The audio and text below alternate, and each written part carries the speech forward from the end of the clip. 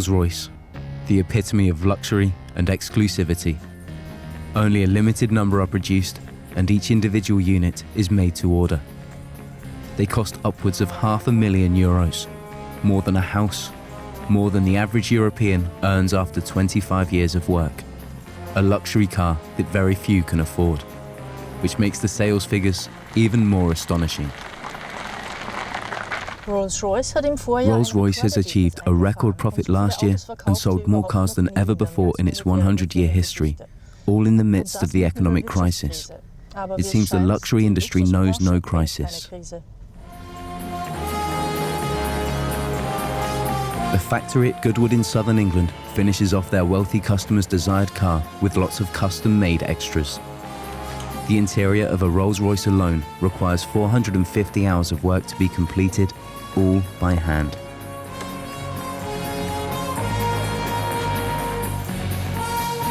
Wood, fine leather and stainless steel are all used, as well as gold and silver for the Spirit of Ecstasy, the famous winged ornament for the bonnet.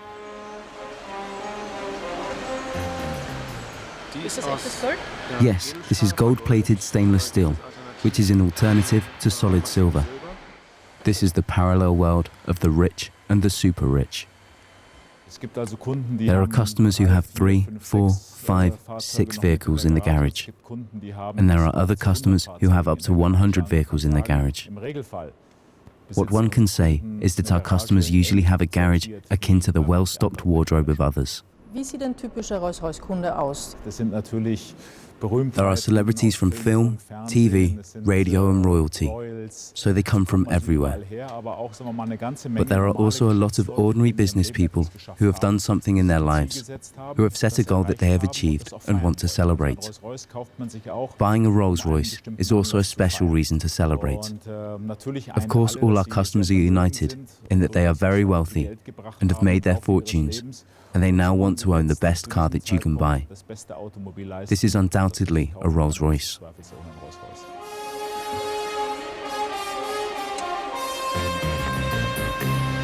How can it be that the luxury industry is booming like this, while across Europe there is austerity and benefits are being cut? The explanation is surprisingly simple. The rich of this world have become even richer since the economic crisis in 2009. Each year, they've seen an average increase to their wealth of 6%. In some countries, this increase has been as much as 18%. This can be read in an article in the Global Wealth Report written by the Boston Consulting Group. Who are these rich? How do they live? And how do they manage, even in times of crisis, to become richer?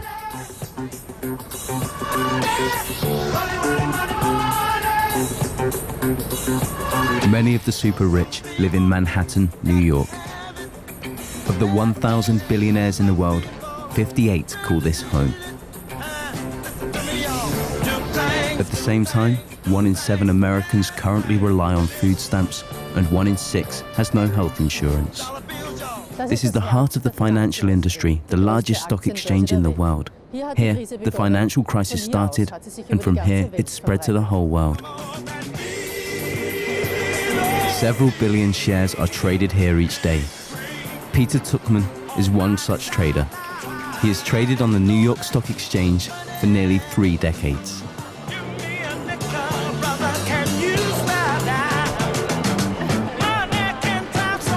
He was present at the crash of Lehman Brothers, the starting point of the financial and banking crisis.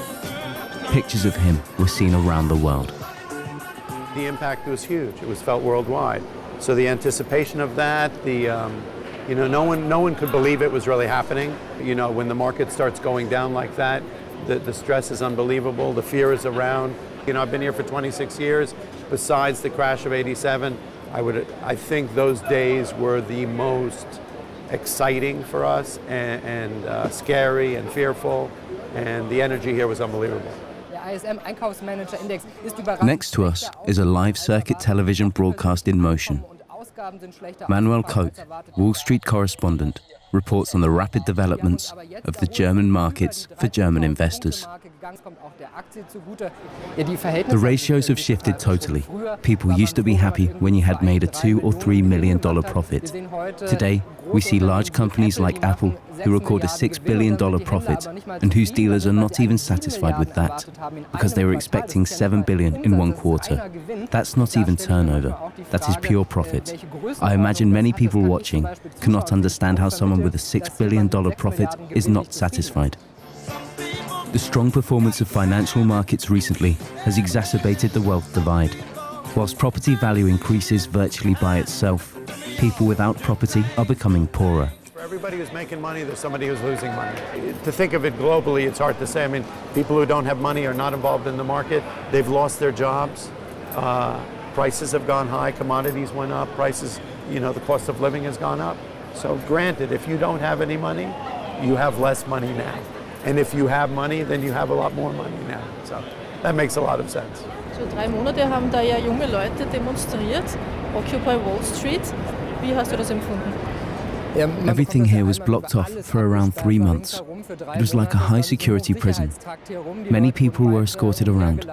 Of course, it is a shame when you see young people who pay big money for their education, but who currently have no chance in the job market. There used to be opportunities for huge profits here. Hedge fund manager John Paulson made a record $5 billion here a year ago. You can see quite clearly, one can only make such high profits by entering a high-risk situation.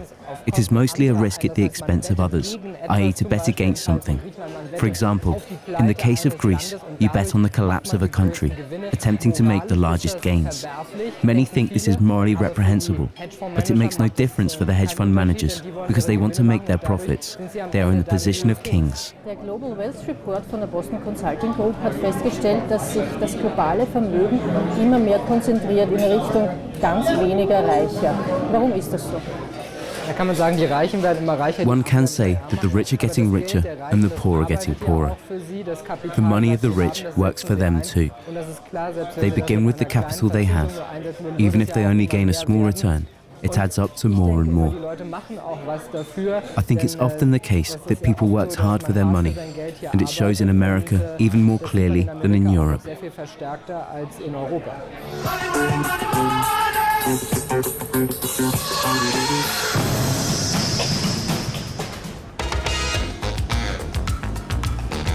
In the US, almost more than any other country, the dream that anyone can do it exists.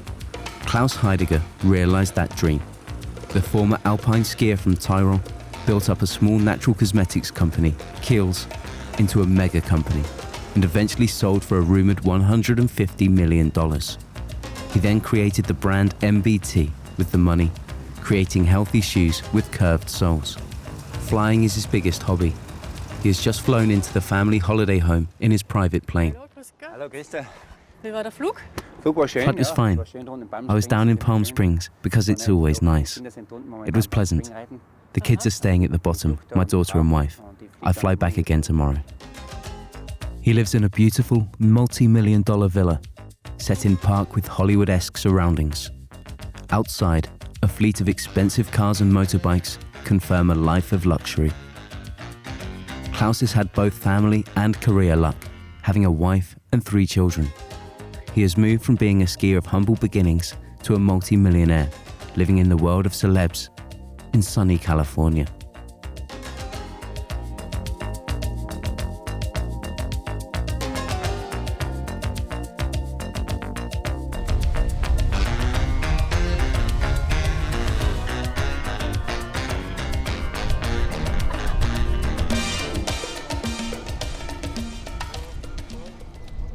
Du bereust es nicht, daher gekommen zu sein.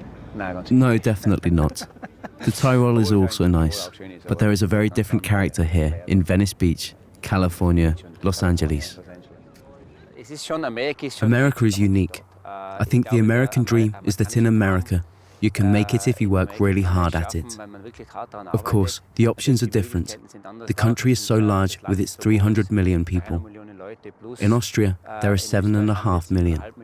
These are completely different dimensions. I think that because of that, the Americans are very open when it comes to business. Even if something fails once, that's part of the success. One cannot always do things correctly. You'll make mistakes and things fail. The next time you try to do better. That's the success of the Americans. Yet for most, the American dream seems to rarely succeed. Social mobility has become lower than in Europe.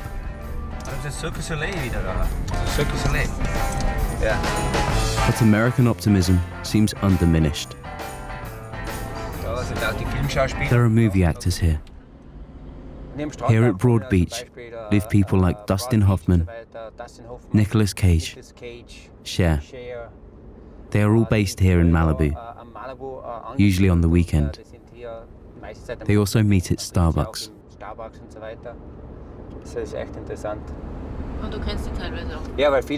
Yes, many people were my customers at Kills and at MBT. Dustin Hoffman was wearing MBT, as was Sylvester Stallone. In Kills, we have had customers like Richard Gere, Heidi Klum, Cindy Crawford, Julia Roberts.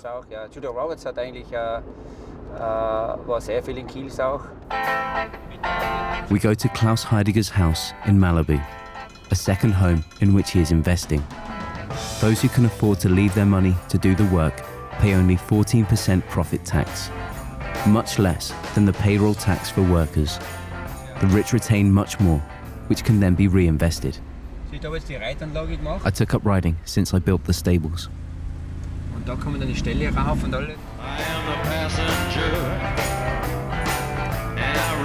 Higher taxes for the wealthy in the US are a hot topic. Klaus Heidegger thinks nothing of it. He's adopted the American mentality, which is less composed of envy and more influenced by the belief in unlimited possibilities. In America, if you are successful, people look up and say, I want to do the same. If you drive a good car or whatever, no one says, this is a show. You have fun with it. People are supportive and say, I want to do the same, which would be a great thing. In Europe and Austria, there is more envy. I think that's bad, because it's bad for the people to feel envious. It holds you back. Jetzt würde ich gerne auf die Steuern zu sprechen kommen. Warren Buffett, einer der reichsten in den USA, der Präsident Obama selbst auffordert, ihn und seine reichen Freunde höher zu besteuern. Wie siehst du das?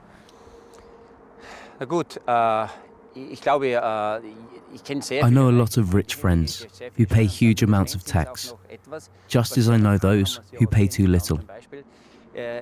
What the Americans have, which the Europeans do not, are foundations. Charities, as they are called in America. Americans spend a lot of money on charities. When someone reaches a certain level, he must give back to the community. The Americans do this a lot. That's the difference. Lower taxes are always better than too much tax.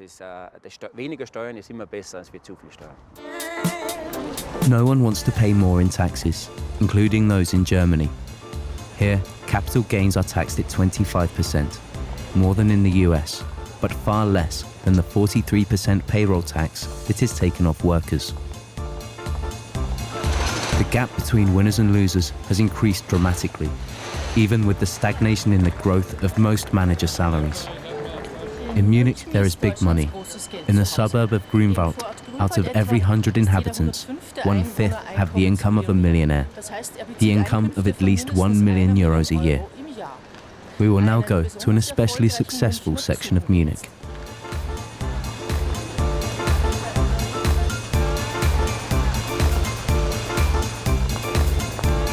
On the 32nd floor of the Highlight Towers is one of the most modern office buildings in the business district of Schwabing.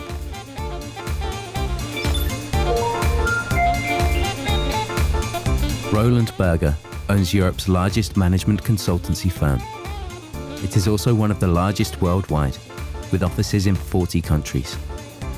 He also worked his way up from humble beginnings. Today his fortune is estimated at several hundred million. His collection of modern art alone is worth millions. Behind his desk is a picture by the German artist Georg Baselitz. Germans, as well as Austrians, can interpret a falling eagle in many different ways. Since Baselitz started his paintings 40 years ago, the world has turned upside down. He has taught people that so much in the world is slanted differently. At the height of the economic crisis, Berger advised agency staff to reduce costs by reducing fringe benefits, provision of unpaid overtime, and dismissal of employees. However, he doesn't speak in the same vein today. You should not recycle any citations that may have been made during the economic crisis in 2008 or 2009. Just because the economy has slumped in the world, we should not generalize about such measures. I do not think this leads to anything. It is quite clear that every company must be economically efficient and be more cost efficient as a standard. Otherwise, people lose their jobs in the company because the company disappears. Research shows that many companies have used the crisis to their advantage, acting in ways that would have been impossible in a different climate. In Deutschland gibt es eine recht hitzige Debatte über Verteilungsgerechtigkeit. Haben Sie manchmal das Gefühl, Sie müssten sich für Ihren Reichtum schon fast rechtfertigen? I do not need a warrant for my success and prosperity. I've worked towards my success, and when at the end there is some extra money, then I see this as a result of the work's success. The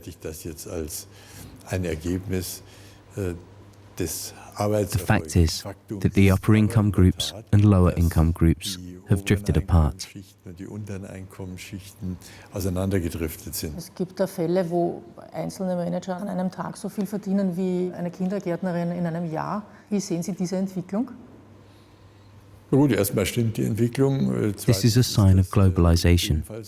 On the other hand, say you have a manager who now works 10 times more intensely as 30 years ago.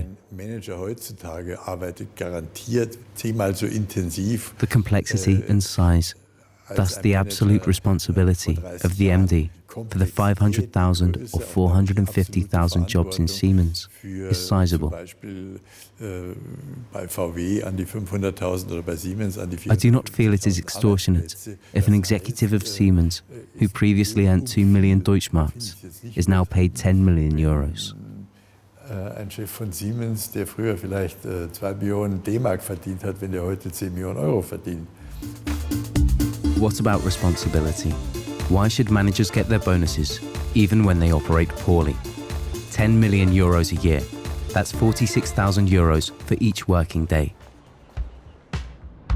But the really rich are those who increase their wealth by millions each day, and that's without working. Ideally, they live in Switzerland, with bank secrecy and tax packages, a haven for billionaires. Uli Marder is a sociologist at the University of Basel and is concerned with social inequality. The disparity in Switzerland is especially large. Here, the richest 2% of the population have as much as the remaining 98%. One of these super rich, Ingvar Kamprad, founder of the furniture retailer IKEA, has been living in the Vaud canton since the 70s. Wir gehen nachher eben nach Eppalinges, wo auch Herr Kamprad wohnt. Kanton Take the municipality of Eppalinges, where Mr. Kamprad lives. The canton of Vaud has a flat tax.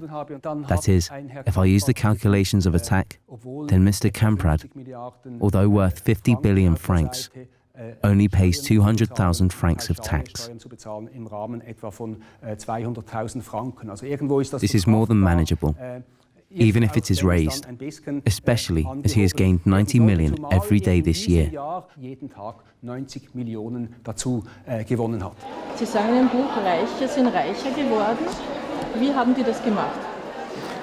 Also auf der einen Seite Firstly, in the wake of the financial and economic crisis, it is becoming apparent that enormous profits on the stock exchanges were made possible in that time. And secondly, we can see that during the financial and economic crisis, the rich have gripped the public sector and state in an arm lock. While the state saves the banks, keeps wages low and grants benefits, the rich from other countries can transfer their money here to benefit from the local taxes in Swiss banks. An estimated 44 billion euros of Austrian money is here.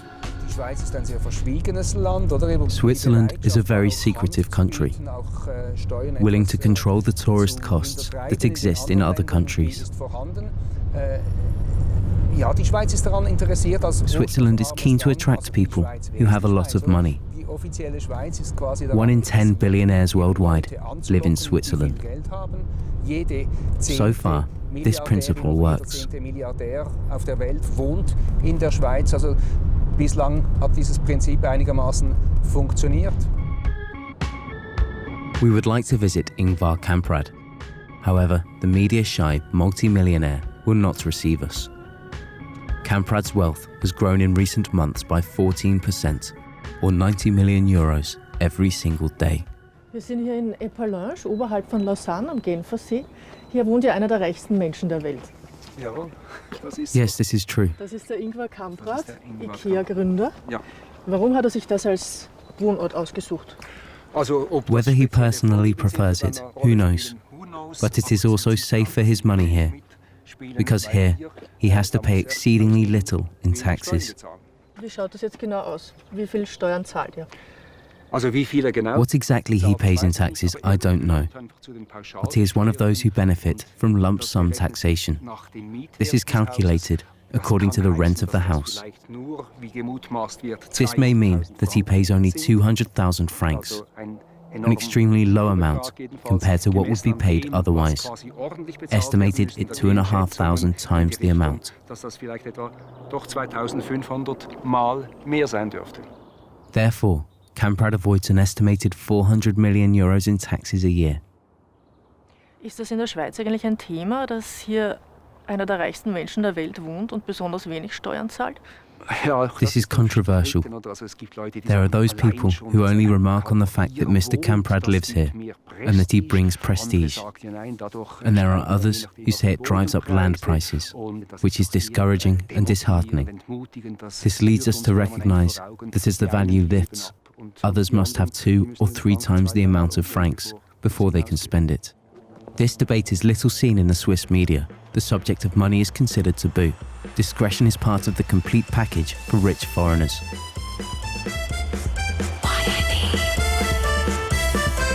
We are in London, a microcosm of Russian high society. They could live anywhere in the world, but London is their preferred place of residence. Low capital levies, security, the best private schools, and a high glamour industry.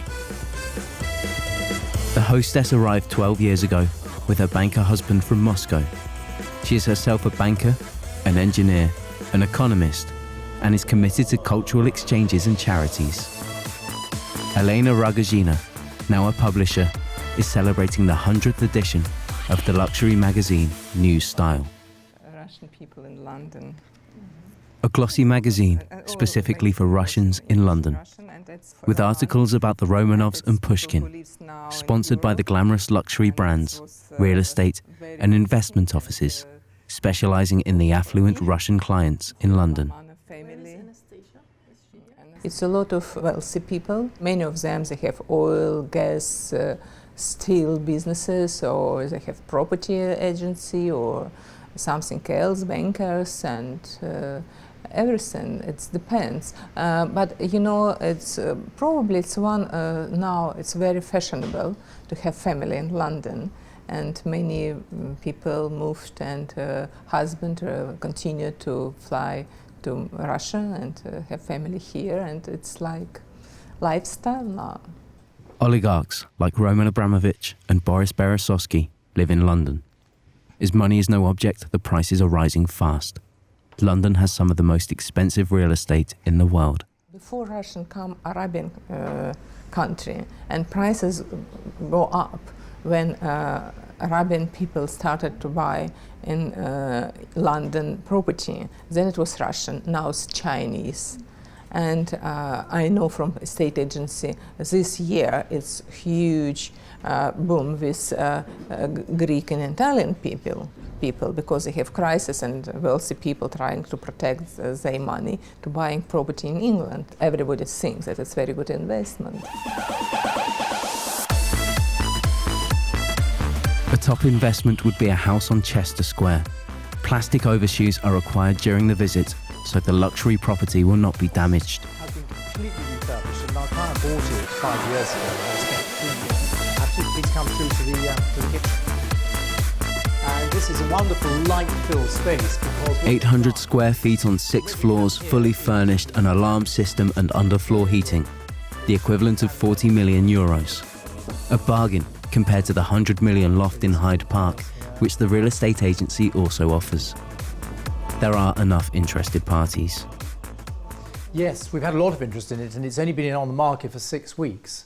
And we've had a lot of foreign interest from nationals from Saudi Arabia, from Iran, from Malaysia, from America. It's been very diverse. People at this end of the market are looking for a turnkey house, a house that they can move into without doing any work to it, a house that they can move into with their family, simply with their suitcases and their clothes. They like to buy something with fully furnished, and in this instance, the price we're quoting of 32.5 million includes all the contents, and you could also purchase all the artwork for another 3.25 million pounds. So this is the lower ground floor, and you have this very nice wine storage area with a range of red wines, white wine, champagne. So you would buy the wine with the house? Yeah, absolutely. The wine comes included in the sale of the house. Absolutely, yeah. And then you have here the gym. So this is a fully equipped gym. A lot of the Russian buyers who are buying at the moment are actually basing themselves in London. A lot of Russian families moving from Moscow to London there. Last year we sold 2 houses in Chester Square, 2 Russian families who are sending their children to school here. So they will actually live here the majority of the time. Other nationalities, we had a Malaysian family who were interested, they will not live here all the time. This will be one of several homes they own all over the world. The 40 million euro house is now sold. As this parallel world of the super rich blossoms, the disparity between the financial top and bottom is increasing. According to forecasts, it will grow even further. And current economic policies will not prevent this, but, on the contrary, contribute to it. In the past half hour alone, whilst you have watched this report, the 10 richest people in the world earned 70 million euros, which is more than most will earn in 10 lifetimes.